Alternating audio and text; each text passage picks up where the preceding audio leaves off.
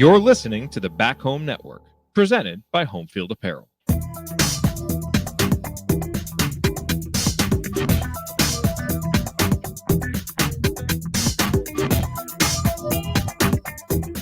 Welcome back to CrimsonCast. Galen Clavio joining you. It is the 18th of June, almost summertime officially, as we're heading towards the longest day of the year. And we had some extra time today. We had a meeting canceled, so I put out a call for some impromptu podcast questions, and here we are. So we're going to tackle a few items that you find folks out in social media land have sent our direction. Had decent number of questions about IU football, had a couple about basketball, had a lot of alcohol-related questions. I guess everybody's minds are on the weekend, which I'm with you folks, 100%. But anyway, we're going to tackle those here in just a second. But first of all, just a reminder that CrimsonCast is part of the Back Home Network. And the Back Home Network is brought to you by Homefield Apparel, your place to go for the finest in college fashions, the softest fabrics, the coolest designs, some awesome stuff coming down in the summertime here. And I would suggest hopping on some of these deals that Homefield's got. They've had a great set of, let's call them unique mascots in this summer collection. They just unleashed, I believe, Delta State. They had Pepperdine last week. They had UC Santa Cruz. There's been just a lot of really cool schools that you can get your hands on and get on your body. Go to homefieldapparel.com and use the code HOME23 for 15% off your first order. And be sure to follow them on social media. They've got a lot of great content, especially on Instagram. They do an awesome job, not just of displaying the wares, but explaining the backstory, which I think is a very important part of college apparel. So again, homefieldapparel.com, proud sponsor of the Back Home Network. Also, just a reminder, we're on Substack, crimsoncast.substack.com. It's an easy way to get podcasts delivered straight to your inbox. So please take advantage of that. You can sign up for free. There's also a paid subscriber option, and that allows you to financially support the podcast, which is always much appreciated. We've actually used that money in part to help to compensate some of the folks that do things on the network, including Amanda Foster with the CrimsonCast Women's Basketball Show. So opportunities there. It's inexpensive, $5 a month, $50 a year. We appreciate the support and would love to have you as part of the over 900 people that have joined the CrimsonCast community on Substack. So be sure to join us there, and we'd love to see you there, and love to be able to send you the stuff that we've got on a regular basis. Also, just a reminder that coming up here very soon, we've got the Indiana Volleyball Golf Outing, Thursday, June 27th, a little over a week from now, 10 a.m. shotgun start at the Hawthorns Golf and Country Club.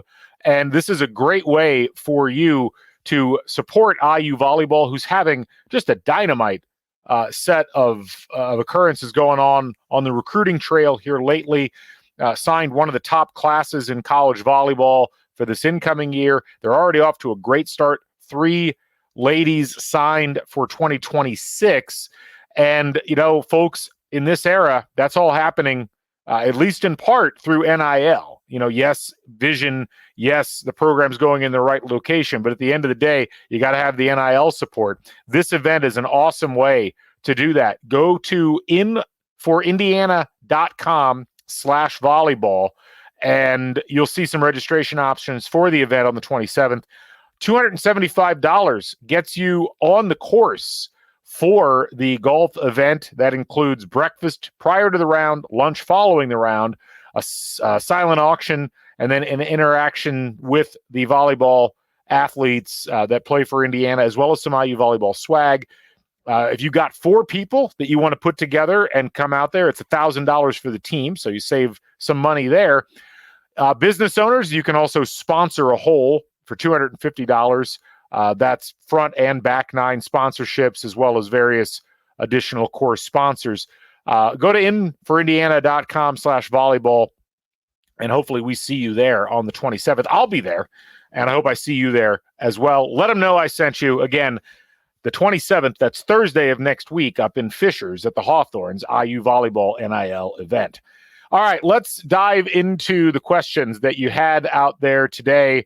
And, let me tackle a couple of larger scale questions. Then we'll get to some of the fun ones a little bit later on. So first of all, a good question here, I think, from Adam Cabe, who, of course, is a regular in terms of being on our Twitter. And he asked a question, which I'm going to pop on screen here. Hopefully you can see this. Given, for those of you watching on the video, by the way, if you want to watch these podcasts on video, most of them are on Spotify on video as well as just audio if you want to listen that way. But also on the Back Home Network YouTube channel, join the over 6,400 people that are on that channel and get not just this content, but all the Back Home Network content in visual form. So Adam asks, given the successes at all previous stops for Coach Sig and the addition of difference-making players, what do you think lends the national pundits assuming IU only gets 1 to 4 wins next season? Vibes alone won't do it, but this team really seems to be heading to 5 to 8 wins, in my honest opinion. So, Adam, it's a great question, and I think it's one of those situations where we have to balance, in the minds of the pundits, in the minds of the people who are trying to keep track of college football, a couple of things. First of all, most punditry in college football is pretty static in nature. Most of the time, there's teams at the beginning of every year. If you go back and go through the last 10 to 15 years, there's teams that have amazing seasons that nobody saw coming. And there's teams that have bad seasons who were supposed to be good that no one saw that coming either.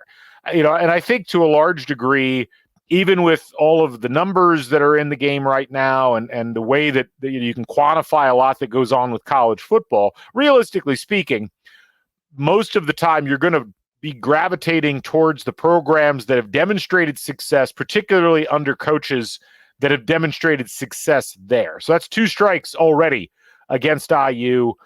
I think this goes both ways. I mean, everybody remembers how high the pundits were, relatively speaking, on IU going into the 2021 season, because the information that you had going into that season was, well, gosh, Indiana's got their starting quarterback back. They've got all these various pieces offensively that look good. The defense, we assume, will be good because they've got a defensive-minded coach. They seem to make the right moves in the portal, and we're going to assume that players are going to develop. What nobody anticipated, well, there were several things that season, obviously. Why did Indiana get rated 16th? Why were IU fans upset about that? They felt like IU should have been rated higher. But nobody anticipated Michael Penix not being ready. Nobody anticipated the huge void in offensive ability that came from losing, the offensive coordinator from the previous year, Kalen DeBoer. And, all those things kind of collide, but it wasn't like people looked at that in the preseason and said, oh, IU's going to suck. IU was ranked 16th going into that season, and clearly they were not anywhere close to that good. So I think what's going on with Cignetti, yes, people acknowledge that Cignetti has been successful, but you can look at Cignetti's successes and you can say, well, there's a difference between winning at Elon or winning at James Madison versus winning at a Big Ten school, especially arguably the worst football school in the Big Ten in terms of overall history and reputation and things like that. I mean, Indiana hasn't been the worst in the conference over the last 10 years if you take everything on aggregate, but they're certainly not in the top half. And you can even apply that to the players. Yes, you've got difference-making players that are coming up, but most of those players are coming from the lowest level of FBS. And while they were certainly impressive at James Madison or at some of the other places, and granted, you've had some power conference players sprinkled in, at the end of the day, it's hard to look at that and immediately say, well, of course, Indiana's going to rise up to, 5 to 8 wins when you're coming off of, consecutive seasons, essentially, where 3 consecutive seasons where you just didn't measure up, all things considered. And so it's a safe pick if you pick Indiana 17th or 18th in the conference because it's a brand new coaching staff. And look, as much as I think IU fans and media people, and I include myself in this, have bought into this idea that IU is going to be good, at least like bowl eligible good this year, there's a real chance that it doesn't translate. There's a real chance that the team is still a mess and that the offense isn't sorted and that the defense can't contribute at the level that it needs to. All of that is possible. I tend to think that between the relative softness of the schedule, the uncertainty of some of the teams elsewhere in the Big Ten, the workmanlike approach that Cignetti and his staff are taking with their players, I tend to think that they're going to be better by a pretty significant margin than what a lot of pundits are projecting. But I understand why the pundits are projecting what they're projecting. And so I would actually embrace this if I were you all. I would just say, you know what? Let the people who are supposed to be keeping track of this stuff, let them say IU is going to be bad. It'll be that much more rewarding when IU is good. And if IU does end up kind of falling short of the expectations that the fan base has, you can always fall back on, well, all right, it's a little bit of a longer road than everybody thought that it might be. Because again, what I would remind, last thing I'll say on this is it's not basketball. It is very hard to take a bad team and turn them into a bowl eligible team in 1 year. That wasn't what happened under Kevin Wilson. And I think even with, Tom Allen did not inherit a bad team. I thought he inherited a pretty good team and kind of treaded water for a couple of years before they kind of punched through in that 2019 season and got bowl eligible. But, that's where sometimes it does go longer than we would like it to. And it's why I'm still in my mind hedging my bets in terms of like not trying to be overly optimistic with this IU team, because at the end of it all, it's not you're getting overly excited about IU football sets you up for disappointment, sets you up for thinking, well, gosh, are we overrating the coaching staff? Are we overrating the players?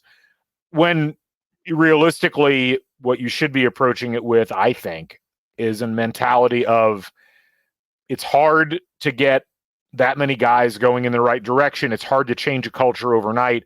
And even with a bunch of winnable games, we've all seen in college football that even the most winnable games might not be things you come away with. I mean, Indiana won that game last year against Wisconsin at home, which fits into that category where it's like, should Wisconsin have lost that game? Absolutely not, but they did against an inferior opponent. So, that's the kind of thing you got to think about. And that's, I think, where all of it's coming from. So we'll see. Question from Patrick Feltz. Need all the IU football uniform thoughts. So for those of you who missed this announcement yesterday, this was kind of greeted with some interesting mixtures of things as there was a leak off of Taven Jackson's web, I think it was a Snapchat, and then IU actually released the jerseys that they're going to be using, at least the home jerseys for next year. I'm going to call them up here on the video screen. You can kind of see them. It's a little bit of a smaller picture, but there we go. So you can see, like, for those who haven't seen these jerseys, I'll try to remember to put a link in the Substack for those of you who haven't seen these. This is interesting, from the standpoint of the lettering's a lot bigger. The number on the front looks a lot bigger. It's a really simple design, and it's not a bad design. It's not like, I wouldn't call it eye-catching or anything like that in terms of being something that we're going to remember for the rest of our lives. The 2024 uniforms, probably not.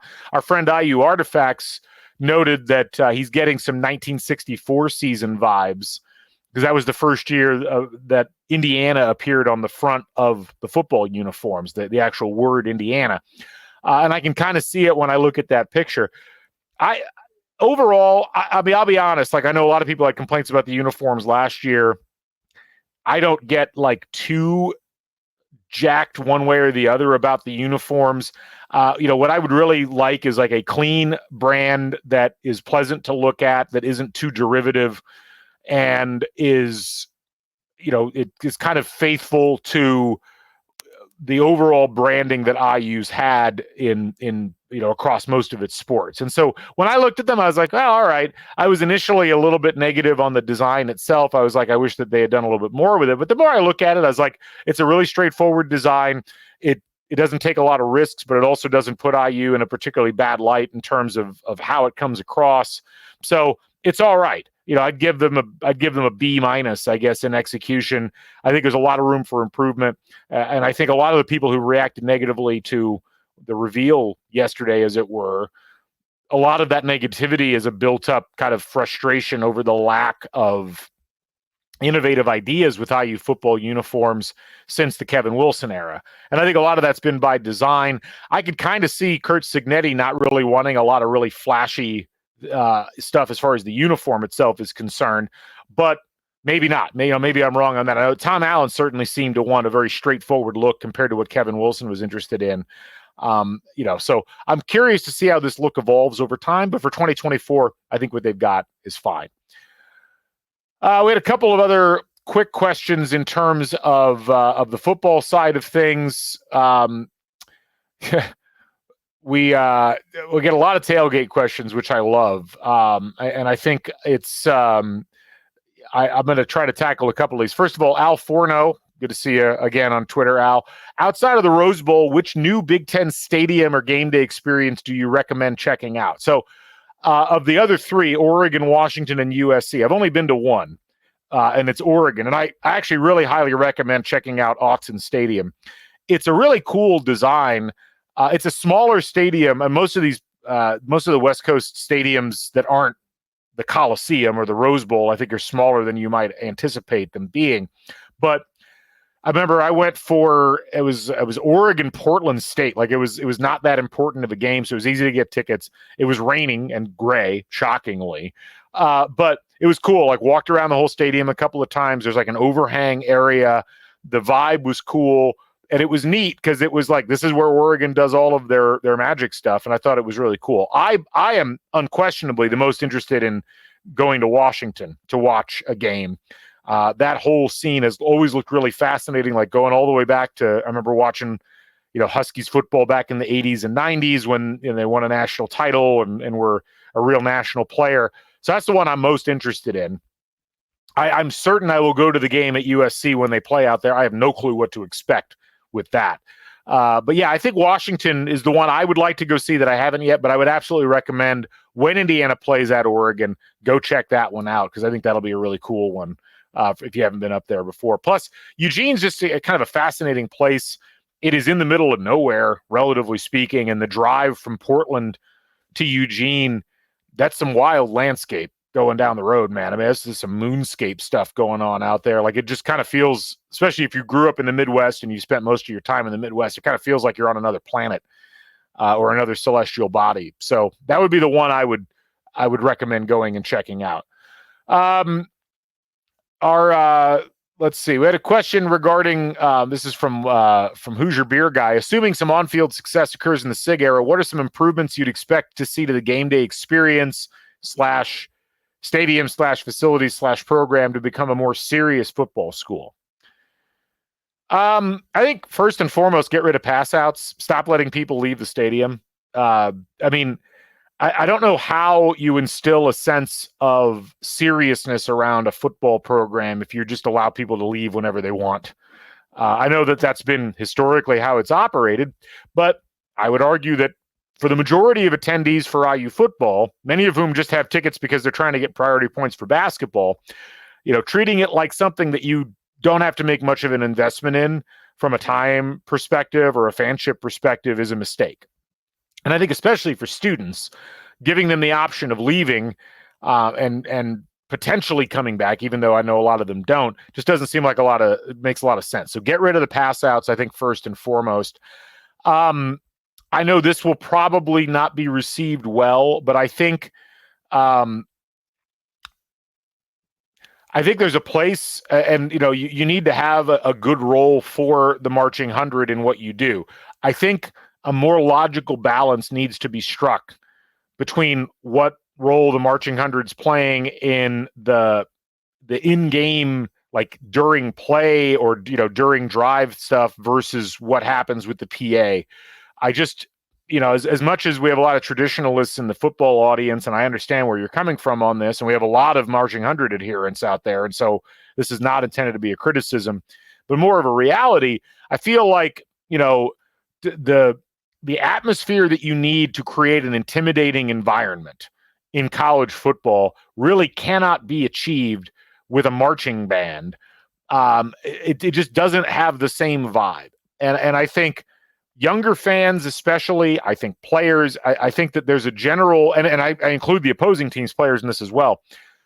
You need to have something that creates a sense of foreboding from an atmospheric perspective within the stadium. That's kind of the direction I'd like to see things go. I think there's been some strides made in the last couple of years on that. And some of it is really, maybe as much about modernizing some of the stuff that the band is doing within the confines of the game day atmosphere. I think the overall video board production could definitely get better. It was kind of a revelation when IU started regularly doing video board shows, about 12, 13, 14 years ago. I think that you could use a reset there, certainly. And then I think just in general, the scale of services within the stadium, they've been slowly doing upgrades. We're going to do a whole deep dive into what the changes are going to be in the football stadium at some point this summer. We're going to try to get a couple people on who can speak more directly to that. But, they're adding more food options. There's supposed to be some really cool new food options in the north end zone, which is great to hear, especially since that's where my tickets are going to be now. I think putting the students up in the north end zone, curving around onto the east side of the stadium is an interesting approach. I'm curious to see how that plays out, and I think that's going to be helpful. But look, I've said this for years, like the biggest adjustment that you could make to the game day experience is putting a competitive product out on the field in Big Ten play and making it so that it is compelling to watch the team play football. I feel like a lot of the strides, and this didn't get talked about as much, I think, as it should have during the time, but I think a lot of the strides that IU made in terms of their overall game day atmosphere in the latter stages of the Kevin Wilson era and even into the first few years of the Tom Allen era, a lot of it was really because the team was competitive in a lot of those games. Like you didn't feel like you were going and the game was going to be over at halftime. But I also think beyond that, figuring out a way to continue to get people engaged, making sure that you've got the right kind of atmospherics to support the crowd doing what you want them to do at key moments in games. I think that that's really key. It's a very different sort of setup and experience than Assembly Hall, because Assembly Hall, even today, even with the lack of relative success over the course of the last, 20 years or so consistently, still knows when to get loud. And it still achieves a level of the kind of intimidation that you rarely ever come close to in Memorial Stadium. But that would be some of the things I would talk about there, I think. And I think it's going to be a work in progress. And I think, as with anything, the crowd's going to feed off the team. And then in response to that, the team can feed off the crowd. But this is absolutely, the egg has to be laid first by the team. That has to hatch before the crowd's really going to be able to learn to get into things. And I think that's going to be the key element there. So let's switch gears to basketball real quick. Indie Sports Partisan says, it feels, let me actually pop this up on screen for those of you who would like to see this in person. So the question is, it feels like every preseason, even back to Archie's early years, we discuss how deep the roster is and how difficult it'll be to split out playing time. However, is there actual objectivity to this upcoming roster's depth in terms of both experience and potential contributions? It's a great question. This is something that Scott talks about all the time and repeats like the same lament at the end of every year. It's like, every year we tie ourselves up in knots talking about who's going to play X one number of minutes. How are they going to separate these things out? And then by the end of the year, it doesn't really matter. And, so I think when you get down to it, I think that this IU team does have a hierarchy in terms of what we should expect going into the year. I think it's pretty straightforward this year that when you look at the players that are here, when you look at the players that are going to be incoming, it really comes down to Omar Ballo is going to get 25 to 27 minutes. Malik Renew is going to get about the same, maybe slightly more. Trey Galloway is probably going to get about 26 to 30 minutes off the bench or starting, I think either way. But, and I think if he comes off the bench as a sixth man, he'll still get more or less the same number of minutes. Miles Rice is probably going to get a lot of minutes at point guard. He played a ton of minutes last year for Washington State. And then I think the Mackenzie Mbako is probably a guy that, gets a ton of minutes as well. I mean, he, in his freshman year, played 67% of available minutes, 68% of available minutes, which is a lot. So I'll expect like that group plus Kanan Carlisle plus probably Bryson Tucker. That's probably where you're, if you think about the players that are going to get the most minutes, I think that's probably the top of the pecking order. The questions I have on this, and we had another question specifically about minutes, which it's hard to really meter out exactly what it looks like. I am really curious to see, what is it? What kind of a contribution are we going to see out of Luke Goody? He played about half of the available minutes at Illinois last year. Will we see him play as many this year? Is it something where he comes in regularly off the bench and plays a bunch, or do his minutes kind of get ratcheted back a little bit? Last year was the first year he'd played that many minutes. He really didn't play very much at all his first 2 years. And I think with him and potentially Trey Galloway and potentially Bryson Tucker, as three pieces that are going to have to pop in and really earn their minutes, I like that group feels like the group that's going to get the most run. There are wild cards in that, and namely what's Gabe Cupps, what's Ja'Kai Newton, and what's Anthony Leal's overall contributions. I feel like those guys, it's going to be tough for them to get on the floor regularly with the three guards that you've got in the mix. But I could be wrong on that. I mean, if Ja'Kai Newton's bounced back and can provide that athleticism, I could see him, doing fairly well. I feel like to go back to the core question here that Sports Partisan is asking, objectively speaking, it feels like this is a pretty deep roster in terms of guys that you wouldn't feel concerned about playing. Guys that you can go in and say, we've seen a season of Miles Rice. We know Miles Rice can play at a really high level. We've seen Luke Goody now in the kind of role that you would like him to play here. And he was, one of the top 100 best offensive efficiency players in the whole country last year. I don't think that's a mirage. I think that, even, Omar Ballo, like we've seen Omar Ballo play multiple years. We've seen him as IU fans. We saw him in Vegas. And I feel like you can feel pretty good about what we know about those guys. I feel like you can feel pretty good about what we know about Trey Galloway. I feel like what we saw to Mackenzie Mbako, we can feel pretty good about that. So I think the wild cards are really the guys that we don't have a clear understanding of what they can do. And this is where I would throw Bryson Tucker, and we just don't know what he's going to look like. He could be the breakthrough star on this IU team. Gabe Cupps, like how does he respond to what happened last year? That I don't entirely know. It was a tough season for Gabe Cupps. He got put in some situations I think that he wasn't ready for physically or just from a mental approach to the game. How does he respond this offseason, and do his minutes get dialed way back? What happens there? And then with Ja'Kai Newton, obviously it's the injury situation and also then the adaptation to the college game. Carlisle's the only one I'm not 100% certain of the projected starters. You could look at what he did last year and you can say that, efficiency wise, he wasn't an efficient scorer at all. He did a good job of dishing out assists, relatively speaking, but he didn't shoot the ball well, and he didn't play a huge amount of minutes. Actually, by percentage, played fewer minutes than, over the course of the season, and certainly played in far fewer games than Luke Goody did, and certainly less than Trey Galloway. So does Galloway start there, and is Carlisle a guy off the bench? But still, it's nice to have a piece that you've seen for at least a year, at the Power 5 level or whatever it is now, the Power 2 level.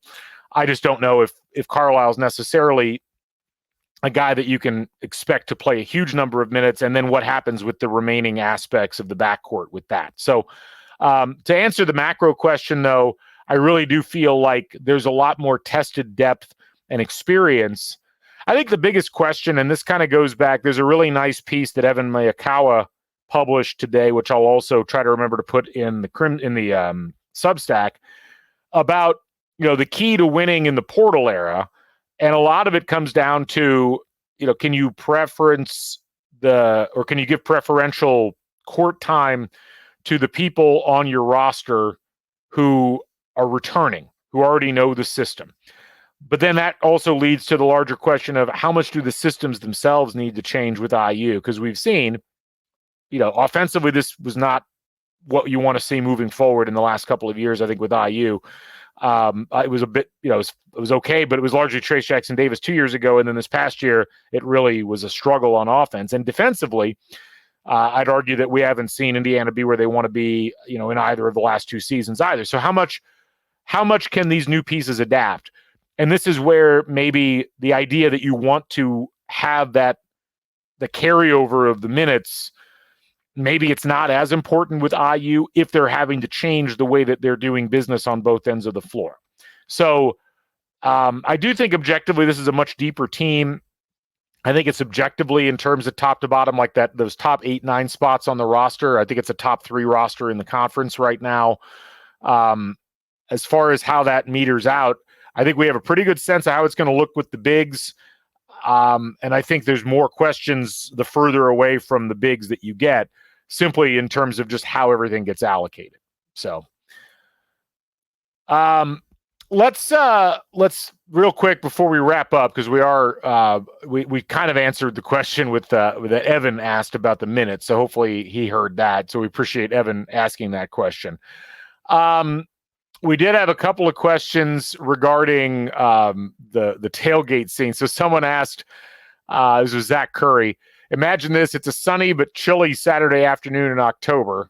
I don't like chilly afternoons in October. Give me November for the chilly afternoons. The Hoosiers are the home team, kickoff at 3:30. Given the weather, what is on the menu at the tailgate? Wow. So, I think by the time you get to that time of year, you really need to try to pivot to not just food that handles better in colder weather. For an afternoon tailgate, I think it's different. Like for a morning tailgate, that to me is perfect, like breakfast sandwiches on the Blackstone griddle and donuts. That right there, like you put that combo together, throw some coffee in, throw some Hard Truth Hills cinnamon vodka into the mix. I mean, you got a nice morning going right there for yourself.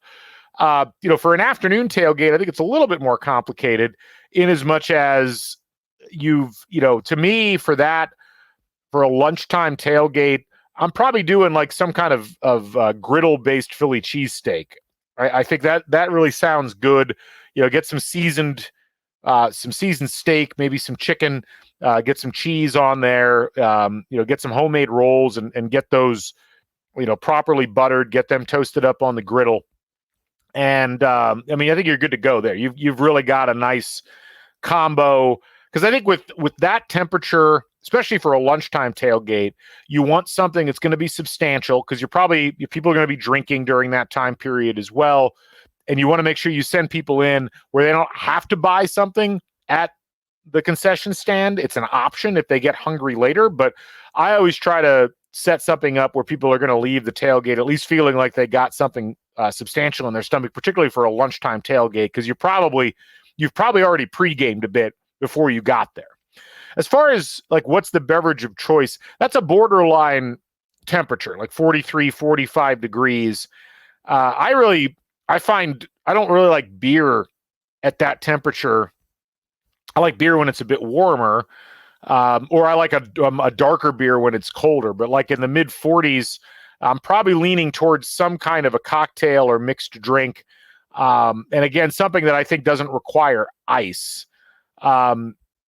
I got to think about what that would be, though, because a lot of it is about if you're tying it in with the Philly cheesesteak, beer's probably the best option there. But I think you're probably going for an amber ale or a porter or something along those lines, something that could be cool as opposed to ice cold, something that's going to properly support the flavor profile of the Philly cheesesteak. That would be the mixer. So I think a good amber. I'm more of a porter guy myself, so I'm that's a Maibach type of situation as well, or an Oktoberfest type of situation. So like a good, like a Rogue Dead Guy or something like that, I think pairs really well in that circumstance. I had a couple other alcohol-related questions, so I guess I'll ask. I'll answer those real quick before we wrap up. We had a question about where'd it go here? Did all of those questions disappear? Maybe somebody took them off. Well, someone asked me like my top 3 mixed drinks, which my mixed drink tastes are all over the place. So with no particular order. Oh, sorry, this is Craig Davis asked us this. Top 3 cocktails ranked. I guess I have to rank them. So I think for number 3, I'm probably going for a very just the classic bourbon and Coke, which I know a lot of people are like, that's boring. That's not really a mixed drink. It actually is the perfect mixed drink in a lot of ways. Particularly if you've got like a mid-grade or slightly lower bourbon or Scotch, either one works really well. I think with Coca-Cola, I prefer the Mexican Coke more and more now with this combination, and this actually pairs well with another question I got. I think you get some Bullet Rye and Coke. That mixes really well together. I'm going to put that at number 3. Number 2, this is a remnant of my time in the South, particularly living in Memphis, but I've always loved a Hurricane. Not really a drink you get a lot up here in Indiana, but a well-done Hurricane, to me, encapsulates all the things I like in a cocktail. And then my top one is a Manhattan, which to me I think is kind of the more it's a nice sophisticated drink without being pretentious. It's pretty straightforward, and I just like the flavors. I think the Manhattan is kind of underrated at a tailgate setting. You have to kind of pre-mix it a little bit because it's hard to get the ratios right necessarily in the field, but I think that's a good option. So I would check that out. On a related note, Craig asked, how many do you consume after IU football wins their 8th game of the year? Enough that I'll probably lose track of the actual number. I'm not Craig, I'm not doing it. I'm not getting down the pathway of dreaming that big yet, but I appreciate the thought process. Thank you. We did have a question, and I'm trying to locate it here because I want to give the person credit. But someone asked, like, what are your top 3 bourbons? I actually think they deleted the oh no, there it is. Daryl Frazier asked this. What 3 bourbons do you really enjoy? Everyday sipper, one to share, one for a special occasion. So I mentioned Bullet earlier, not the rye, but the I guess the rye would work here as well. I really enjoy that as a sipping bourbon. It's kind of between that and Four Roses right now. I really enjoy both of those as options. I've kind of migrated away from I used to be a big Maker's Mark adherent, but less and less here lately. I'm probably not going to get. I think that my one to share, it's a little on the pricey side, but if you have not had the Huber's bourbons yet, the double oaked bourbon is outstanding. And again, it's a little on the pricier side, but I would absolutely recommend any of their bourbons. Honestly, I particularly love the double oak, but even the regular one it's just really well done. And I think, obviously you've got the people who are like, you can't do bourbon unless it's like specifically from that particular area of Kentucky. Fine, whatever. You don't have to try it. But for those who are willing to venture out a little bit, give the Huber's a try. I was blown away the first time I had it, like how good it was. And I would absolutely recommend it to everybody. And you never know, if you stop by the tailgate this year, there might be a little bit of a sample for you. And then as far as special occasion, had this a few weeks ago, and would highly recommend it. It's actually on the allocation list at Big Red in Bloomington, but Russell's Reserve Private Barrel Select. Highly recommend that. I don't want to spoil the surprise, but it's under $100. And I find it to be awesome. That's exactly what I'm looking for in those circumstances. One last question we had: this is from Jeff Dix. Recommended hotel for 2 nights in Bloomington. So, and then a recommended lunch spot. So, I'll say on the hotel front, I always recommend as long as you don't want or need the traditional big-ish hotel experience, try the Grant Street Inn and try Showers Inn. They're normally pretty reasonably priced. Their location is amazing, and I think a lot of people forget about them when they come to Bloomington. Grant Street Inn is at 7th, or it's actually 6th and and Grant. So it's real close to Kirkwood. And then Showers Inn is at like, I think 9th and Washington or 8th and Washington. Again, really, really nice location, and you're close to everything. If those don't work out, I mean, you know, the Graduate is where most of the people that I've had come in stay here lately. That's probably also, if where you were looking at originally was pricey, I think the Graduate probably will be as well. But again, you can't beat the location. So I would recommend that. As far as recommended lunch spots in Bloomington right now, I've rattled off a few of these in previous podcasts. But just to kind of, take a little bit of a meandering tour in downtown as far as where to stop in for lunch. If you're alone, like if you don't have somebody under 21, I still like the lunch. Like lunch at the Tap is good. Lunch at Uptown, and you can have somebody who's under 21 there is always, I think, a great experience. I'd recommend trying out Da Vinci if you haven't been there. Da Vinci's at basically 3rd in Washington, so it's a little off the beaten path from Kirkwood, but their lunch is awesome. Osteria Rago, as long as it's not a Monday, because I think they're closed on Mondays for lunch, but they have great options all the way up and down the line. Beware, Osteria, the sandwiches are incredible, but they're too big for lunch by yourself. You could go in with a friend and share one of those sandwiches, and you'd both be stuffed. And then, I would probably also throw in Brew Burger, which just opened. So there's a Brew Burger at 3rd and Grant. So again, not too far off the strip, but that's been a real welcome addition to downtown. And then, of course, the regulars. Buffalo's is always a great place to stop in for lunch. And if you haven't stopped into Buffalo's and tried the smash burgers, I would absolutely check that out. For the more health conscious, go to Everbowl, which the IU women's basketball program has been promoting on their Instagram. I go there quite a bit. Everbowl is right above Lenny's, where Lenny's is at now on Kirkwood. And for a much lighter option, I think it's a really good one. I always have enjoyed what they've had there. So anyway, hopefully that was helpful, Jeff. And if you've got any other questions, certainly send those in and let us know. Anyway, way over time here, so we're going to wrap up. But I really appreciate all you folks tuning in. Appreciate everybody that asked questions. I'm sorry I didn't get to all of them. I think we answered like 6 questions. It took 42 minutes. That's the way it rolls here. Anyway, we'll be back with more CrimsonCast coming up soon. And as we get closer to the start of football season, we'll have certainly more to talk about there, as well as basketball. For the whole Back Home Network, I'm Galen Clavio. Thanks for joining us, folks. We'll catch you folks on the flip side. Bring back the Bison. So long, everybody.